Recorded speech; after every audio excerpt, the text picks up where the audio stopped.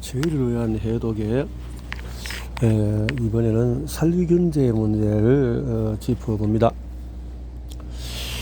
옛날에는 집에서 집에 특유의 냄새가 났다. 어릴 적에 5달러짜리 집에서 불냄새 비스는 것을 맡아본 사람도 있을 것이다. 그런데 적어도 미국에서는 그 냄새가 이제 나지 않는다. 살균제 냄새에 밀려났기 때문이다. 그런데 우리는 이 사실을 알면 안 되게 되어 있다. 아무도 몰라야 한다. 그리고 실제로 대부분의 사람은 모른다. 아무도 이런 이야기를 하거나 매체를 통해서 알리지 않기 때문이다. 현금 지급기에서 방금 어건 집에서 조금 다른 냄새가 난다고 느끼는 사람도 그저 은행에서 사용하는 방향제나 향수 냄새 격거니 하고 넘어간다. 사실 그 냄새는 다름 아닌 살균제 냄새다. 그리고 더 주의를 기울이면 그 냄새 때문에 코가 찡해지는 것을 느낀다. 그 냄새가 아주 진할 경우에는 심지어 가슴이 쪼이는 느낌이 들 수도 있다. 화학회사들이 어떤 수를 쓰는지 모르지만 수많은 기관과 기업들은 화학회사가 판매하는 살균제를 자신들이 만든 온갖 제품에 사용한다. 국가에서 관리하는 지표도 예외가 아니다. 살균제를 대량으로 사용하는 또 다른 산업의 예로는 의류 산업이 있다. 의류, 의복. 오늘날 판매되는 대부분의 의류에는 살균제가 뿌려져 있다. 역시 이 사실을 아는 사람은 거의 없다. 대부분의 사람들은 새로 산 옷에서 나는 냄새가 무엇인지 모르니 무엇에 노출된지도 모르고 그것이 건강에 어떤 영향을 끼치는지도 모른다. 방금 산 스위트에서 특이한 냄새가 난다고 느낄 만큼 예민한 사람도 가게나 창고에서 쓰는 향이 겠거니 하고 무심코 넘어간다. 자, 이런 면에서 너무 오래돼서 산화되어서 햇빛으로 망가지는 이런 것들은 또 조심해야 되겠지만은 또 어떤 면에서는 천년 무명옷이나 또 실크 이런 것들은 좀 오래되어도 잘 활용하는 것이 좋겠다 이런 생각이 들어지네요. 살균제 냄새는 향수 냄새와 비슷하다. 만약에 당신이 향수나 거름을 몸에 뿌렸다거나 향이 있는 세제로 세탁한 옷을 입었다거나 또 집이나 차 안에서 또는 직장에서 방향제를 쓴다거나 기타 합성 향기에 둘러싸여 산다면 살균제 냄새는 인지하지도 못할 것이다. 합성 향기가 후각이라는 방어 기제를 방해하기 때문이다. 예를 들어서 당신이 친구와 쇼핑을 하고 있다고 하자. 친구가 향수나 거름을 뿌렸다면 당신은 재킷을 입어보면서 재킷에서 나는 살균제 냄새를 맡지 못할 것이다. 당신을 둘러싼 일반 세제, 선유, 유연제, 방향제, 향초, 향수, 거름의 독한 향기를 없애야만 당신은 그 외의 냄새들을 인지하기 시작할 것이다. 그러니까 냄새 자체를 못 맡거나 이런 냄새에 그냥 중독돼 버렸으니까 조금만 이상한 자연 냄새인데도 싫어진다는 거지. 후각이 다시 예리해지면서 방금 인출한 지폐나 방금 받은 택배의 상자 속의 셔츠에 살균제가 첨가되었음을 느낄 것이다. 이 화학 전쟁에서 사람들은 어떻게 살아갈지 선택권이 없다.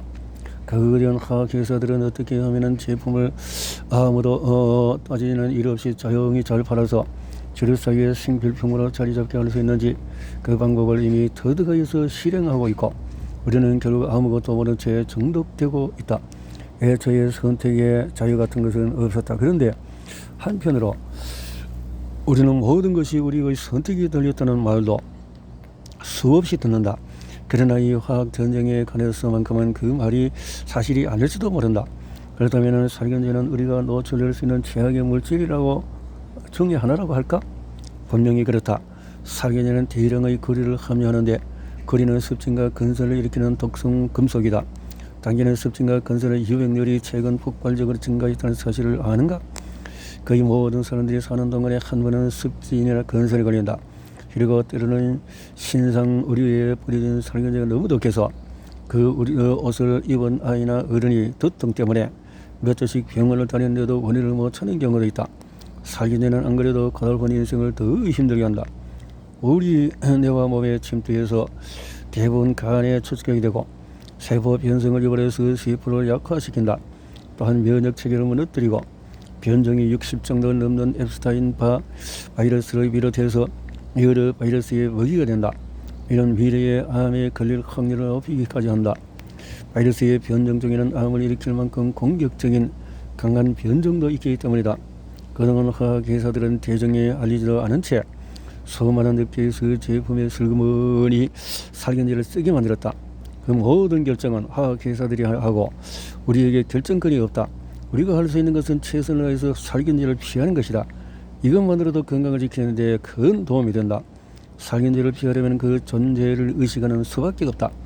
향수 느낌이 나는 살균제 특유의 향의 저위를 기울이지 않으면, 살균제가 뿌려졌을 법한 제품이 무엇인지 알고 있지 않으면 당연히 살균제를 피할 수가 없다. 그렇다면 무엇을 조심해야 할까? 일단 지표에 사용되는 것을 알았으니 저폐 당국에 살균제가 판매되는 것은 확실하다. 의료에서도 살균제 냄새가 나므로 우리 및 선유 산업에서도 살균제를 사용할 것이다. 그 밖에도 스포츠용품, 신상 가구 역시 살균제가 비어있는 경우가 많고, 요즘은 종이 박스에도 살균제가 도포된다. 많은 종이 제품에서도 살균제 냄새가 난다. 자동차 내부에도 살균제가 도포되고, 물병 겉에도 살균제가 묻어있다. 심지어 드라이클리닝 용액도 살균제를 기반으로 한다. 또한 일부 작물에도 살균제가 살포되기 때문에 우리는 살균제의 성분을 삼킬 수도 있다. 플러그드형 방향제도 살균제 함유량이 매우 높다. 방향제가 내뿜는 합성 향유는 습기와 유분기를 머금고 있기 때문에 집에 있는 모든 사물에 얇은 기름막을 입히고 벽과 천장까지 스며든다. 얼마나 강력한지 집 외벽까지 뚫고 퍼져나가 집 밖에서도 방향제 냄새가 난다.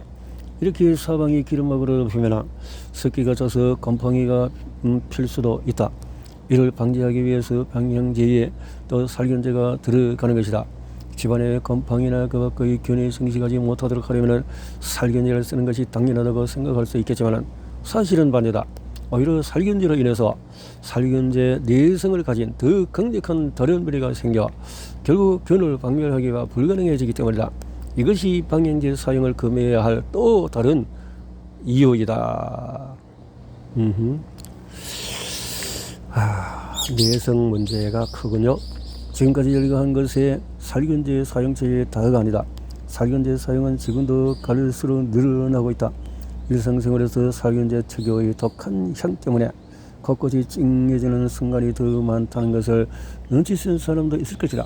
살균제가 포함된 제품을 쓰지 않는 방식으로 평소 어느 정도 노출을 피할 수는 있다. 그러나 살균제가 묻은 택배 박스를 만지거나 또 방향제를 사용하는 호텔 객실에 묵을 수도 있기 때문에 살균제의 노출을 완전히 차단하기란 불가능하다. 이것이 해독이 필요한 이유다. 모든 노출원과 오염물을 우리가 통제할 수는 없기 때문이다. 그래도 통제가 가능한 것은 통제하는 게 좋다. 집에 플러그형 방향제가 있다면 뽑아서 버리라. 새로 산 옷을 입기 전에 세탁을 해라. 또 새로 산 가구는 몇 주 동안 담요로 덮어서 살균제를 최대한 흡수시킨 뒤에 담요를 여러 번 세탁을 하자. 이처럼 작지만